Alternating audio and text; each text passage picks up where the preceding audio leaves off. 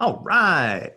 Chapter 3. Let's learn a little bit about vectors and two-dimensional motion. Okay, so far we've been treating everything like it just travels in a straight line. And that's great if you are on, say, like a very straight set of train tracks. But most of the world happens in multiple dimensions. So now we're going to talk about two-dimensional motion, so that things can move away from that line and say make a turn or go up and down while going forward. It'll be cool. All right, so we're going to start with this idea of a vector. A vector is an arrow. It represents both a direction and a magnitude. So the magnitude here is 3 meters per second, and then the direction would be up and to the right. We could say that the direction is to the northeast, if you prefer, or you could say it's up to the right. But basically, we just have a magnitude, which is how big the number is, and we have a direction. All right. You'll represent vectors with like a letter and then a little arrow above it. So here I've drawn in a little arrow indicating that this is a velocity vector. The V stands for velocity, and then it has an arrow indicating that the direction matters. All right, so let's say I have a couple of vectors and I want to add them together. We're going to add our vectors tail to tip. So if I have a vector that goes like this, and then I have another vector in blue that goes like that, I could take my blue vector and I could shift it over. So I'm going to take this blue vector like this, and I'm going to move it over so that the tail of the blue vector is lined up on the tip of the pink vector. That way they are in alignment. So I'm going to redraw this blue vector, erase it and redraw it in its same size and configuration like that. And now I have them lined up so that they connect to each other, tail to tip. So it's like a continuous kind of thing. Then I can find my total vector by going from the start of the first one to the finish of the last one. So the tail of the first vector to the tip of the second vector. So let's call this vector A. We'll call this one vector B. And then we'll call this one vector C because I have no imagination. And I could say that C is equal to A, and I should use the right colors, A plus B, right? I add up A and B to get vector C. So I add them tail to tip. All right, let's say I have a vector and I want to multiply it. So here I have a vector, it's going to go like that, and I'm going to call it vector Q. And let's say I hear that I'm going to do something with 2 times vector Q. So I'm going to keep the same direction, but in this case, if I measure it, vector Q has a magnitude of that much. So then I'm going to take that and double it. So 2Q, I'm going to use the same color just to show that it's similar, would be that plus that much again out to there. So this would be equivalent to 2Q. It is twice as long in terms of magnitude, but has the same direction. When subtracting vectors, we're going to do the tail to tip method, but first we're going to flip one of them to make it negative. So let's say we want to take these same vectors, A and B, but this time I'm going to do A minus B. Okay, so to make B negative, all I have to do is flip the direction. Because if I say up is positive, then down would be negative. Or if down is positive, then up is negative. So opposites are different signs, positive versus negative, left versus right, positive, negative, okay? So I'm going to take my vector A again, just like I did before, and I'm going to keep it in the same configuration. It was going up like that, same length, same magnitude, same direction. That was A. And then B used to come down this way like that, but because I am making it negative, I'm going to flip it backwards. And actually, I kind of screwed up on this. I'm going to bring this a little bit lower so that it's slightly more visible. So I'm going to move A down here. Whoops. Again, a little bit off. There we go. So A will be like that. B used to be down here, but I'm going to make it negative. So I'm going to, when I subtract it, I will flip it and go the other direction. So B, this is negative B. This was positive B, but that's gone now. And this one is still A. So A minus B, I flipped B, and then I did tail to tip. So my resultant vector is something like that. So A plus B had a resulting vector of C going that way. A minus B, I'll call that one a resulting vector of D going up that way. So I have changed both the the directionality. I should have changed the direction, although the magnitude should still stay the same because A and B it's the same triangle. I've just flip-flopped it, although I haven't drawn it perfectly accurately. I made A a little bit longer and B a little bit longer. So this is more like, D is more like, looks like maybe 1.2 times A minus B, but we'll give it to us. All right. So let's do a little practice. Which figure shows 2p minus q? Okay, so 2p, I would need to double p. I'm going to take p and go 1p, 2p. There's 2p. And then minus q is I'm going to flip q the other way. And q is currently going that way, so I'm going to flip it the other way and send it that way, that much. The resultant vector goes up like that, so I'm looking for something that looks like that. And my closest one appears to be that guy, A. Nice. All right, so let's do a little practice. So we're going to do a practice problem. A plane is going 100 kilometers east and 200 kilometers north in 1 hour. And I want the total velocity of the plane. So I need to use magnitude and direction. And I'm going to use theta for the angle so I can find the tangent of theta. Okay, so 100 kilometers east is going to, let's see, it's going to go north after that. So I'm going to start here and give myself some space. It's going to go that way, 100 kilometers. And then it's going to go that way twice as much, 200 kilometers. That way it's going to be north. This way is going to be east. My total resultant will be like that. And then I have to figure out how long that is. So these two are two sides of a right triangle because north and east are at right angles to each other. So I could do a little a squared plus b squared equals c squared, Pythagorean formula. Yeah. So 100 squared plus 200 squared equals c squared. I'll take the square root of both sides.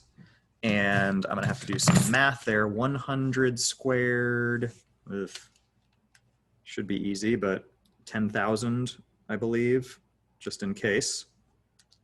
100 squared plus 200 squared should give me 50,000. But I do not remember off the top of my head how to take the square root of 50,000. 1, 2, 3. It is 223.6.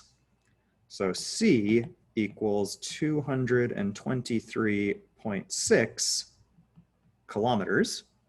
And that took place in a span of 1 hour. So I'm going 223.6 kilometers per hour.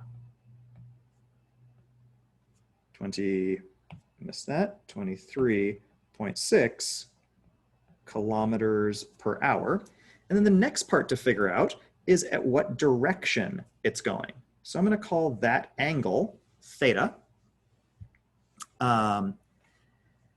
And theta is going to tell us how many degrees north of east the plane is flying.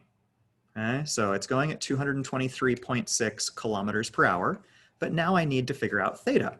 So you might recall from your trigonometric functions that we have these fun sine, cosine, tangent functions for right angles, where the hypotenuse is the long side, the adjacent side is the side that is along next to the angle. We call the angle theta, which is a Greek letter. And then the opposite side is the angle, there's the side opposite the angle. And we had these things SOHCAHTOA. Sine is equal to opposite times hypotenuse, over hypotenuse, sorry. So the sine of theta is the opposite over the hypotenuse. Cosine of theta is the adjacent over the hypotenuse. And tangent of theta is the opposite over the adjacent. These are the trigonometric functions based off of a right triangle with an unknown angle. And we can abbreviate them, SOHCAHTOA, to remind ourselves what those all mean. Okay, so we're going to use tangent in this case because I know for sure the opposite is 200 and the adjacent is 100 kilometers or kilometers per hour since it's moving over the course of 1 hour. So let's go back in there. There we go. So now I can do a tangent.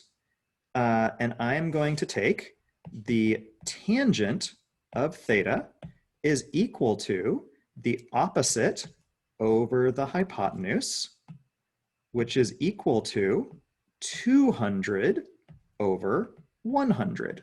And I could use kilometers there because the units are going to cancel anyway. So now I need to find the inverse tangent, tangent -1 of 200 over 100, which is the same as 2 over 1, which is the same as 2. So I can ignore all the hundreds, just do tangent of 2, or -1 tangent of 2, inverse tangent, will give me my angle theta. So if I use my calculator and I find the inverse tangent of 2, it gives me 63.4 degrees. And to do that, I use my calculator. I hit shift tangent. So it was shift button up here, tangent button down here, and then 2. Your calculator might work differently, but some version of finding this little tangent to the -1. It is often up above the tangent button. So my final answer, I know that the plane, and I'm going to round to 3 digits because that would be 3 significant figures, it should be going 224 kilometers per hour at 63.4 degrees north of east. And I know that it's 63 degrees north, because that's the big side, of east. Awesome. So there is my final answer. Hooray! All right. Another thing that they show us in here is circular motion.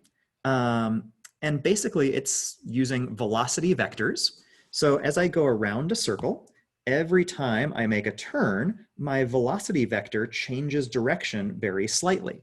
So I go from this velocity vector right here to the next one, which is angled in a little bit. So I know that acceleration is equal to the change of velocity over the change of time. If I want to find the change of velocity, is that's a bad color. The change of velocity is equal to the velocity final minus the velocity initial.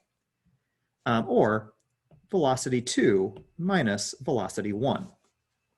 So if I find velocity 2 minus velocity 1, I took this first one here and pushed it around over here, minus velocity 1. Oh, in this case, they took this one instead and made that velocity 1. So this velocity 2 becomes over here.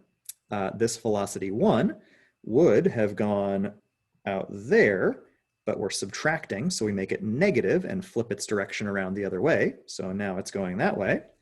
That leaves us with a change of velocity that goes this way. So the direction of acceleration, because acceleration is the change of velocity over time, will be in that direction in this particular case. Now, if we do that for all points around a circle, you'll notice that the direction of acceleration when you're moving in a circle always points to the center. So when you're moving around in a circle, acceleration is always to the center of the circle. Okay, so acceleration in a circle is towards the center of the circle. And that's based off of the change of those velocities. The velocity is always going to be tangent to the side of the circle. So if I were drawing in the circle, it would look something like this. There's my circle. And you'll notice that the velocity vector is always going at a tangent, which means along that circle in the same direction. And the acceleration is always pointing in towards the center. All right, let's do a little sample. The figure shows a car rounding a corner. Using what we've learned above, what is the direction of the car's acceleration at the instant shown in the figure? All right, I know that the car always accelerates to the center of the circle. In that case, that seems between the east and the south. I'll call that southeast because east-south isn't the way we call directions. So it is southeast. B. Nice. All right, let's go back up and let's talk a little bit about vector components. So vector components are the x and the y components of a vector. So let's say I have a vector of 8 meters per second, and it's 8 meters per second at 30 degrees off the horizontal. I could say that this vector is broken down into two parts of the vector. There's this red part here, that's the dotted line there, and that would be the x component of velocity. That's how much it's moving sideways. Then I've also got the green part here, and that green part is the y component or the vertical component of velocity. Now, since we've checked and we know our trigonometric functions, I could also determine Vx and Vy in terms of the hypotenuse, 8 meters per second, and the angle, 30 degrees. So V sub x, if I did 30 degrees and I wanted to compare this horizontal part to the hypotenuse, let's see, the horizontal part is the adjacent part, and I've got the hypotenuse. So adjacent and hypotenuse is going to be the cosine. So here, I would say cosine of 30 equals the adjacent, V sub x, over the hypotenuse, V, which equals 8 meters per second. So if I solve for V sub x is equal to 8 meters per second cosine 30 degrees. So I could solve V sub x with the hypotenuse times the cosine of 30. I could also say that in this case, V sub x equals V cosine theta, if I just want to take away all of the other variables. Put my little arrows on there. All right, for V sub y V sub y I have is the opposite of 30 degrees, right? It's the opposite side. And then I have the hypotenuse. So that would be a sine function.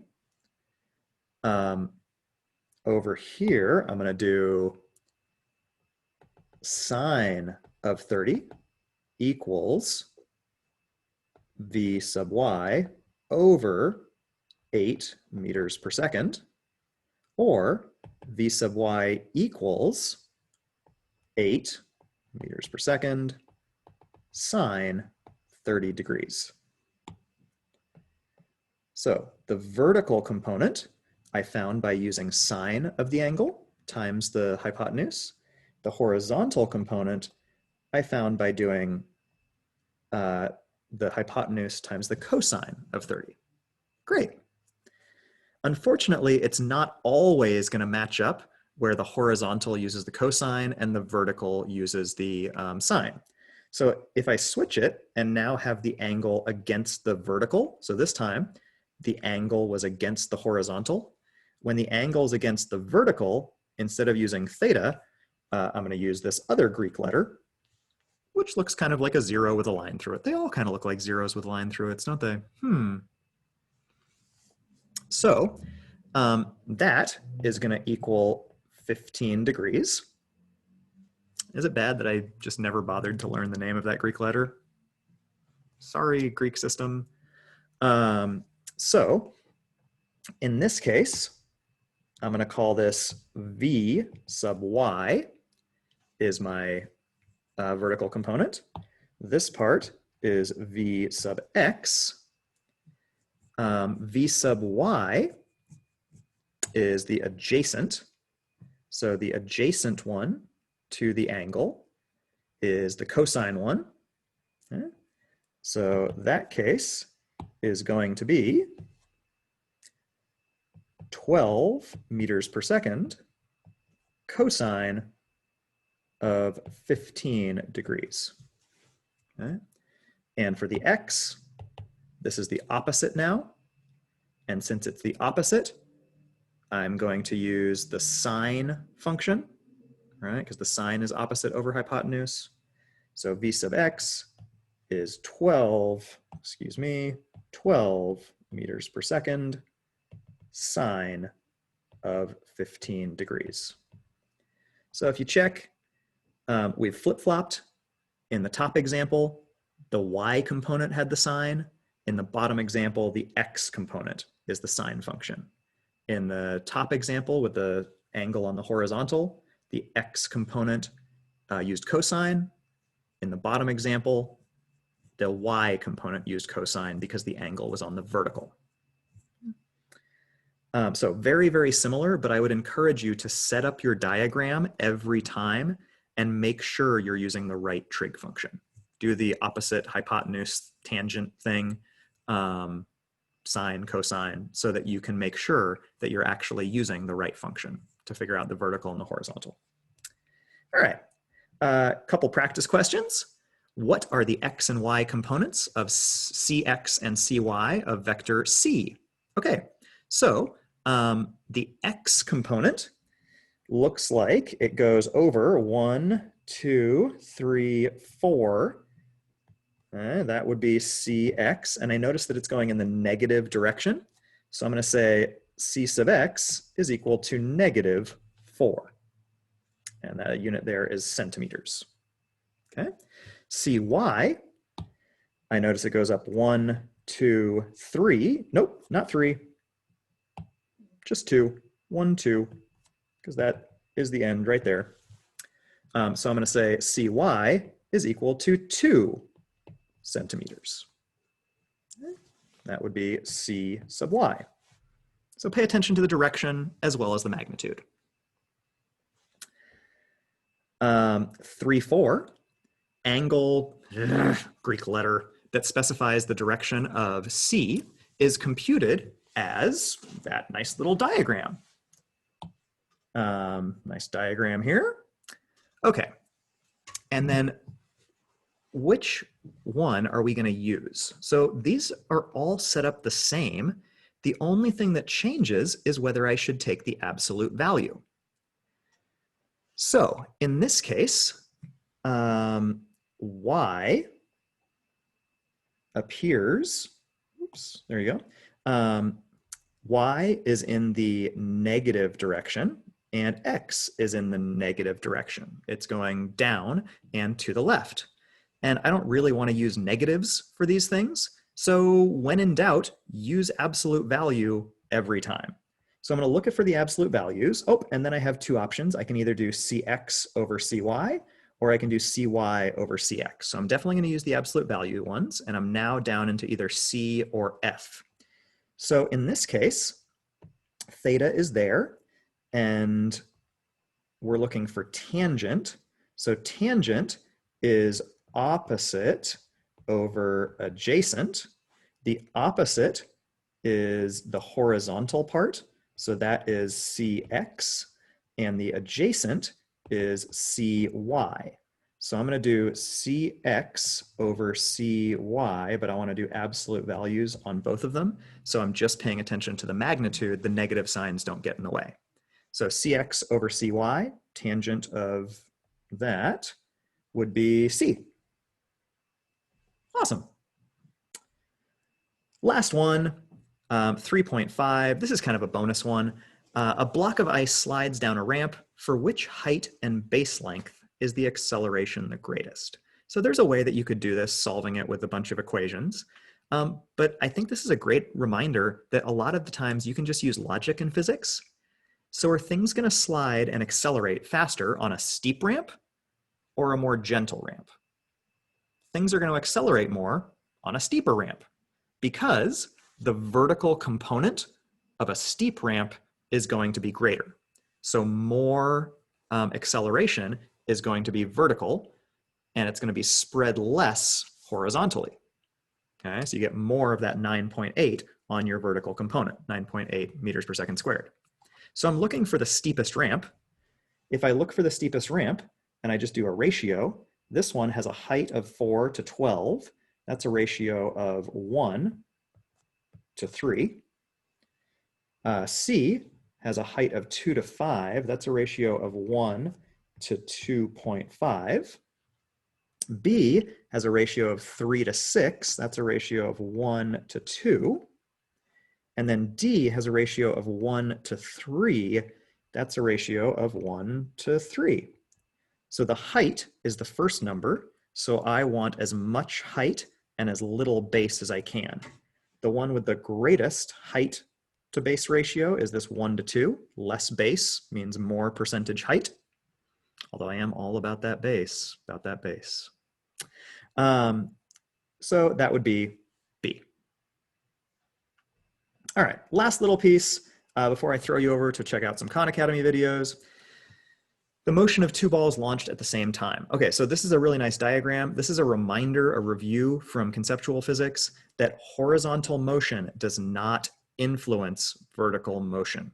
If you send something horizontally, it still falls with the same acceleration of negative 9.8 per meters per second squared. So you'll notice here, I have these blue arrows indicating that this has a constant horizontal velocity. So V sub x, I said h for horizontal, but we'll call it V sub x is constant. But then the green arrows and the location of where these balls end up, if I just do kind of like my dotted lines across, same position. These guys, same position. These guys, same position. So this is like a stop motion camera showing you every fraction of a second that the ball is falling, but the yellow ball has been fired sideways at the same time. And you'll notice even though the red ball has no horizontal component, has a horizontal component of 0, and the yellow ball has the same horizontal component every time, the vertical components are both the same due to gravity. All right. So I'm also going to recommend that you check out a few pieces from Khan Academy, and then we're going to do the practice problems again. Numbers, all the multiples of 5. Problems and questions, multiples of 5. Awesome. All right. Enjoy the rest of that.